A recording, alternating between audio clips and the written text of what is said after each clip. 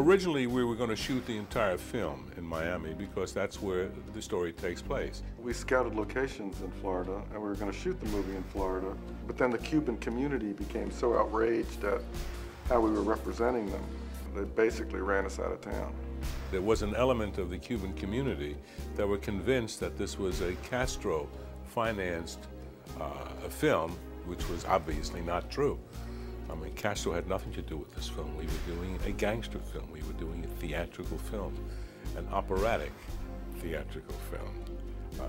But there were some people that, within the Cuban community, a small part of them, that were convinced that we were out to, in fact, hurt their reputation collectively. There were a number of threats made, and we thought that it would be best if we moved the production from Miami to California. We shot it in LA, we shot it in Santa Barbara, we shot it in New York, and then we went to Florida for about, I'd say we shot 2 weeks there. And when we went back in, we had all kinds of bodyguards, but we were originally going to shoot the whole movie there. ¿Cómo se llama? Antonio Montana. And you? What you call yourself? Tony Montana, who was named, by the way, after my star at that time was Joe Montana, because I was a big 49er fan, and I was looking around for a good name, and I thought Montana, the mountain, Montana. I think the most stunning thing about Al is his face. He's the kind of guy that can hold the screen with his face. When you start a movie, you sort of want to give the lead character a very impressive entrance. And that face, that character, the crazy shirt he's wearing, the scar, the way he moves, the way he talks, you just want to really hit them because you're hitting them with something they've never seen before. A lot of this had been reported on the news, but nobody had ever seen it in a movie before. And to see these Cuban gangsters and the way they talked, the way they moved, and he just sort of embodied that in that close-up. It's a very well-written scene by Oliver. I think Brian's ideas on the opening of Scarface were very interesting to me, and it was very, again, against the grain, so to speak. Instead of using these big, wide crane shot or something to introduce the character, he introduces him in a close-up, sitting in a chair, and he had the camera roll around him 360 degrees all the way around him. He did the performance to take about maybe 5, 6 takes like that, and they were all close. They were all close, and I thought, what a fascinating thing. In other words, he was introducing that face to the audience, and the script is so good, you also felt the personality coming out of him. You know, that arrogant behavior, that Latin machismo coming out of this man with a scar on his face. Where'd you get the beauty scar, tough guy? Eating pussy? How am I going to get a scar like that eating pussy? Al was very worried that it looked phony, it was too big, it was too small, so we did many makeup tests until we came up with something we all sort of liked. I felt this character was good with a knife and had fought with a knife. And the scar really came from one of those fights, and I thought it would be interesting if it got to the eyebrow, and the action pulled my head away and it went down even further into this part of the face. So there's one up here and here. I like the different places because I think it was evocative of a chaotic wildness in this guy, that he was all over the place. He had one here and one there, you know. I think Brian has an affinity for doing the high crane shots, the straight down shots, the bird's eye view of things. And some of the things in Scarface were born out of necessity. For instance, the opening internment camp that was under the freeways and so on. If we had been leveled off, you would have seen that it was Los Angeles and not Miami. And also he was giving you that sort of introduction as if you're coming from heaven just to come down and to take a look at these people that are interned. He likes to move the camera a lot, but he doesn't do it arbitrarily. I don't think he does it just what I call cinematic gymnastics. He does camera moves that are an integral part of the story. Other than the personal events, the wars, the actual drug wars, the actual massacres, the Chainsaw Massacre, were all based on real incidents, very much so. We got a big assist from the U.S. Attorney's Office down there, and they showed us their files, and they showed us their tapes, their videotapes of crime scenes, all of the violence in this film that didn't happen. They didn't just kill each other in these drug wars. They literally chopped people up and found them sawed up in a trash can outside a 7-Eleven. So I wanted to establish a level of violence that nobody had ever seen before, because this is a whole different level of mob interaction. Not the sort of pleasant shootouts of this Godfather or stranglings or people being stabbed in the hand. Now we're into really terrible ways of killing each other. And I wanted to get it over early in the movie to set up, say, this is what it is. We're in a whole different world here. The chainsaw scene was based on an event I heard about, because I hung out with Miami, County of Miami, and Dade County, and I also hung out with Fort Lauderdale, which had another whole history. So I hung out with 3 different departments, and the case histories were pretty thick on murders. Definitely, the saw had been used. The scene was basically written by Oliver, and I just had to figure out a way of doing it, which, you know, wouldn't turn into the Texas Chainsaw Massacre. That is a vintage De Palma technique, and you can feel it when you're doing it, that he set things up in such a way with such a strong visual understanding of what he wanted to do with that and how he wanted to build it. So I just marvel at it. I was in the scene, and I felt as though it was so laid out, so completely mapped out that it wasn't difficult to do. Yes, of course, sir. Yeah, it's very important. Yes, I understand. It's important. Yes, thank you. You're welcome. He had a giant crane move that Brian designed from the motel, and to see Stephen Bauer playing with a girl in a bathing suit and then back again and building that tension.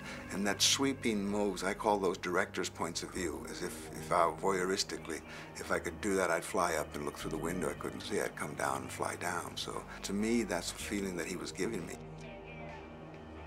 Inside the motel room, everyone that I meet usually says, my God, that scene where they cut off his arm was terrible. I said, you never see it. You see it off of Puccino's face, you see it off of reactions, but you never see it. I said, that to me is good directing, because to leave you with the taste that you've seen something that actually hadn't happened. Well, it was interesting, when Scarface first came out, the scene, the shower scene, was picked on by almost every major reviewer in this country as something that was extremely violent, that was disgusting. But if you take a look at that scene very closely, we show nothing. All it is sound. There's sound and a man's face and blood. But there's nothing that goes on in that scene. You saw nothing. It was something that permeated the audience's imagination, which was brilliant filmmaking. It was I mean, that's probably one of the most interesting that Brian ever did. When you do a scene like that, there are props around that you use or don't use. And though we may have had body parts to be hanging, if we shot them, we never used them, or we didn't shoot them. But the intention was always to suggest what was happening. You could hear it. You didn't have to see it.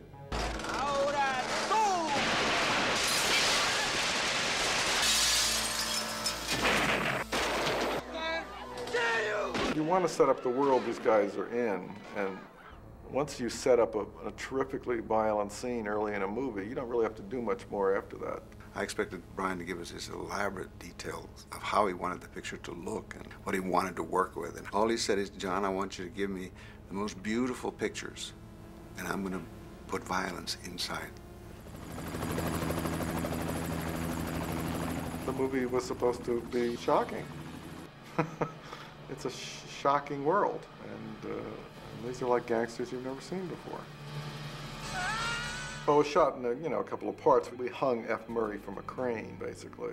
But the stuntman, Dick Zeiker, had to leap out of the helicopter with a noose around his neck, and it had never been done before. That was a kind of tense day, as I recall. We had a couple of cameras on it, and they flew around, and then they literally tossed him out of the plane. And then we, intercut it with, Murray hanging from a crane.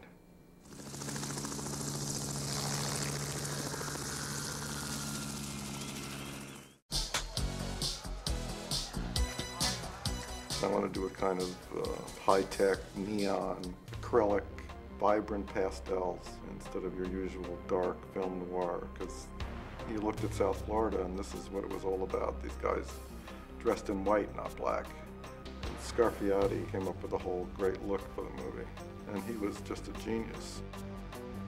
The Babylon Club in Scarface, an extraordinary set that Nando Scarfiati designed. And he warned me before I saw the set. And he didn't warn me as much as asked me, he said, "Do you mind mirrors?" And I said, "No, I don't mind mirrors." I figured 1 or 2 mirrors here. I walk on there and there's 15 panels of mirrors all the way around. And to add to the dilemma, Brian says, "I'd like to shoot 2 and 3 cameras." So that made it even funnier because I had to check each camera to make sure the mirrors were not reflecting itself or the other camera, and that when they were to be destroyed with gunshot, that we weren't going to get an accidental reflection. Stan Parks and Ken Papio are the mechanical effects men. These guys were in charge of the explosions, the pyrotechnics, and all that. They're extremely talented men, and the fear that I had, everybody had, that these mirrors exploding so close to Puccino, that, you know, flying glass and so on, because they couldn't really be plastic, see, because if they were plastic, they wouldn't break. They had to be plate glass so that they would have the implosion. What they did was very, very clever. They were able to more or less implode them so that they could take the pellets away from Puccino's face. And then we go on the set. These sets were like, fuck. You know, we'd read it, we'd been reading it for months, you know, and suddenly there it is, you know. They built these things, you know, at Universal, and the sound stages at Universal. And we'd walk on, it's like, oh, now I know where I am, and like, boom, we're there. Manny, look at this pelican flying. Come on, pelican.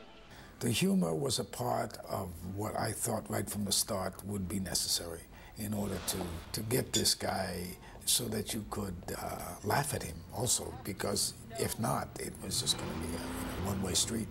Playtime is over, okay? That's a Carla.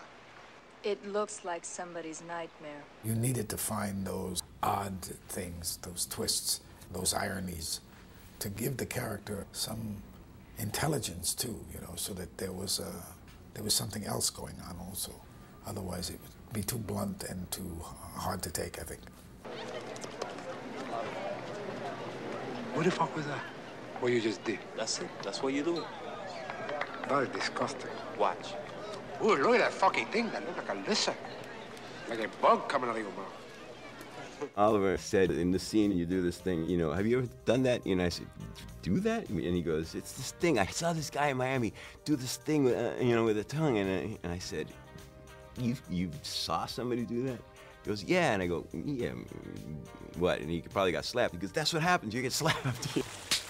And he goes, yeah, but do it. I mean, like, really do it. Can you do it? And I said, well, I'll practice, you know. And I start doing it, you know, and he goes, oh, you're Manny. Oh, it's perfect. Show Brian, you know. You know, if I wasn't a nice guy, I'd come on. It's too big for you. Come on. Causing trouble like that. Come on. Bitch. What I try to tell you? Lesbian. Well, I think it's important to establish that, you know, robbers, they sort of enjoy the money they rob. I mean, you know, they have a good time. The cocaine world is a crazy world. It's not all grim death and murder. I mean, you know, it's fun. The clubs should be fun. The girls should be fun. It's a price to pay for all this, but you got to show that why they're there. Well, they may be killers, but they're kind of colorful. I thought it should have that, you know, very electric disco sound. That's what they were playing in the clubs. I mean, that's all these people live by. It's a very cocaine sound, you know. Get into one of these places, put down a couple of lines, turn the music up so you can hardly breathe, and party.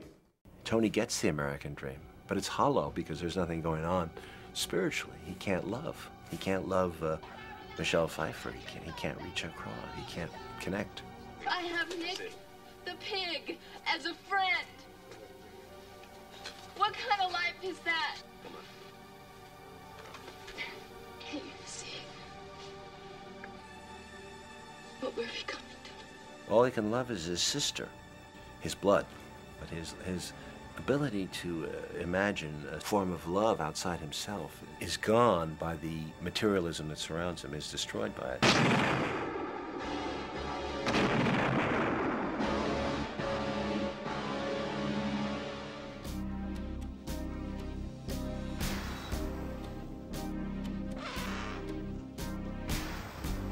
I thought that Al reminded me always of Humphrey Bogart with that kind of narrow face and those kind of nervous eyes of his, and I thought that it'd be a great finale for him to be buried in a mound of gold dust or cocaine, you know, like just crash into it.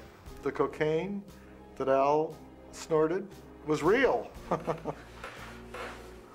No, I don't know what Al was snorting, to tell you the truth. I do remember we tried out baby milk, which is dried milk, but there was nothing easy to snort because it would get in your nose and he'd be blowing his nose all the time. But I never snorted it, so I can't really attest to what it was. I don't like to give away that secret because it takes away from somebody's belief. You have to have a secret. I mean, that's part of what we do. The ending of the Paul Muni Scarface has probably a lot to do with the codes of the time, that the bad guy had to repent or had to crawl on his knees and to beg and be a coward so that he could be killed or punished. So I think that was probably dictated the ending of Ben Hecht's Scarface.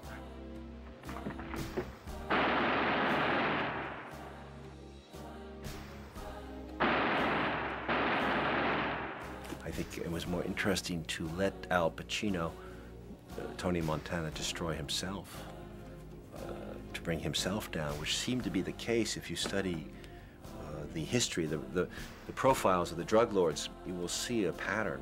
Money and excess and wealth. Luxury corrupts far more ruthlessly than war. Is this it? This what it's all about, Manny? The only memory I have of that is putting myself in a kind of trance-like state, because I was in a coked-up state as the character. So I found myself every day going into this room with all these guns and all this smoke and all this hell, actually, and I would put myself in some kind of give myself a kind of mantra and just go in, bite the bullet, and you know, spend the 12, 14 hours there every day, day in, day out, just shooting that sequence. Say hello to my little friend! Once you find that you get into a rhythm, and if you're relaxed when you're doing it, you can take anything. You get zen about it, because if you, for once, take a look around you, it's just unendurable. A lot of times when guns are shooting, you don't see the flash, and when you see a gun shoot, you like to see the flash. And so we rigged up something that synchronized the flashing to the shutter of the camera so that you could see the flashing all the time. Ken Papio and Stan designed this synchronization system for the weapons so that the camera shutter is open to see the flame, and Pacino can't fire it unless the shutter is open. It sort of drove Pacino crazy a little bit, because he pressed the trigger and it wouldn't fire until the camera was perfectly in sync with his flash. And it got a little testy there because he wanted the freedom of it. But it worked out very good. These men were very talented men. We had a lot of time to shoot that because Al burned himself badly on one of the guns. And so I basically had to shoot like 2 weeks without Al, so I had a lot of time to shoot the Colombians doing things. I'm trying to think how many cameras we used in Climax. I'm not sure. I think we had one on a crane, and we had 2 down below, and a third one. May have been 4, maybe 4 or 5 cameras that we had. We had a slow motion camera that was prepared to shoot the stuntman as he got hit, or Pacino as the squibs were going off. We had 1 camera in slow motion. We may have had 5 cameras on that sequence. Stephen, a very old friend of mine, came over to the set and thought this was great and said, I got an idea, let's put a camera over here. I said, fantastic. So we stuck a camera, I think it was a low angle camera over on the side, and was used for when the Colombians first come into the house.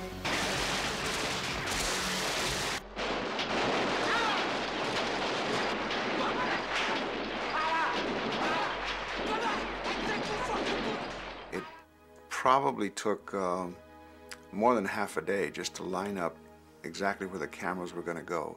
And it took 2 days to get the stunt of the man falling. I say it took 2 days because it wasn't really working right the first time, and he had to hold his breath too when he landed there, because Brian wanted to keep shooting for a long time.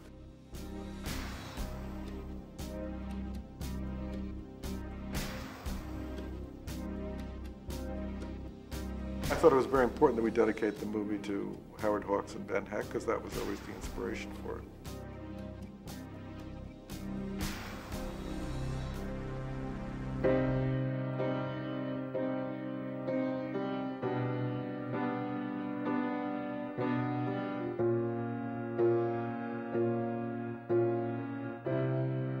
The theme for Tony had to reflect the character and the person of Al Pacino, and of course of the character of the movie.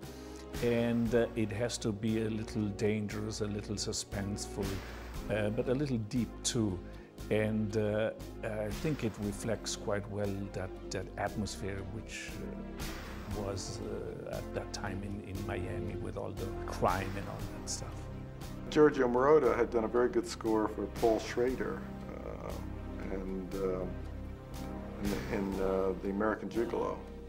And I liked the sound, and of course as I went into these clubs where all these guys were hanging out, all they played was this sort of, endless disco, coked up music. So that seemed perfect for the score. The theme for the two girls was a little tricky because I wanted to have the same feel for both, because Tony is in love with her sister and in love with Elvira. And so the sounds are very similar. The melodies are slightly different, but that was done in purpose so to create a little bit of an ambiguity and to show the people that Tony is in love with both.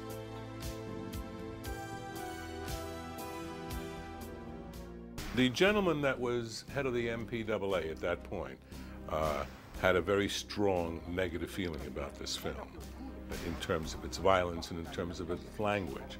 Fuck anything and anyone for a fucking buck. Can't you stop saying fuck all the time? But the language was a big problem to him, and he threatened us, not only threatened us, but he stamped an X rating on this film.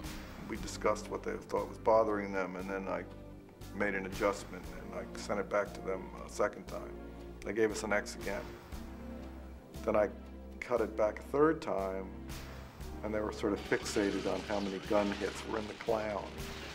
And I was thinking, the clown, they're worried about the gun hits in The Clown.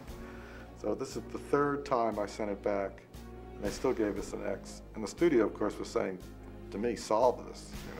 We can't release an X movie. But I wasn't going to cut it anymore. I felt it was against what the material was. I didn't think it was overly violent. I thought it was just showing the world of these people. And I thought it was affecting the dramatic thrust of the movie. So I said, I'm not doing this anymore. I think we're going to hurt the movie.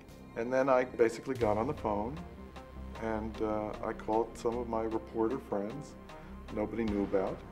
And I said, this is an outrage. So there was a tremendous amount of articles. And I went to arbitration on this, except I went prepared for literally a court case. I brought in 3 psychiatrists, 3 experts in this field. I brought in Time magazine. I brought in the police officer, the head of the Organized Crime Bureau from Miami, in terms of how this would affect children, the fact that it was an anti-drug film and how important it was for it to be made. And we conducted this thing. We conducted this like a trial, and we beat him. We beat him hands down. The vote was 18-2 in favor of our getting an R rating. Basically, somebody said, we got to let the world know it's happening. And that's what I think swayed them, and we won. Now, there's something that gets completely confused all the time. Because I cut the picture back 3 times, everybody assumes they saw the third cut. But I called the head of the studio, and I said, if I have an X on the third version, I have an X on the first version. The initial version, they're all X's. Why don't I just go with the first version? And they said, oh, no, you can't do that. And I said, why not? An X is an X, isn't it? So what the version you see in Scarface is the original version that I cut. It's not changed, it has not been cut back, and that's what we fought over, and that's what we won with.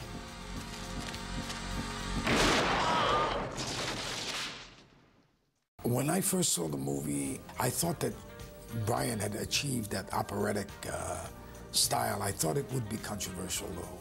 I thought that there would be a reaction to it. that it would affect a certain kind of criticism. But it was the movie Brian set out to make, and I thought he achieved it. And I was pleased. At the first screening, actually, first screening in New York, Martin Scorsese was sitting in front of me. And I was a nervous wreck. And he turned around in the middle of it and he said, they're gonna hate this film, but they're gonna love it too. He says, people are gonna love this. He says, you guys are on. You're right there, you're on, you're dead on. And he says, you're onto something, you know. When I saw the film, I was very proud of it. It was, you know, one of my children.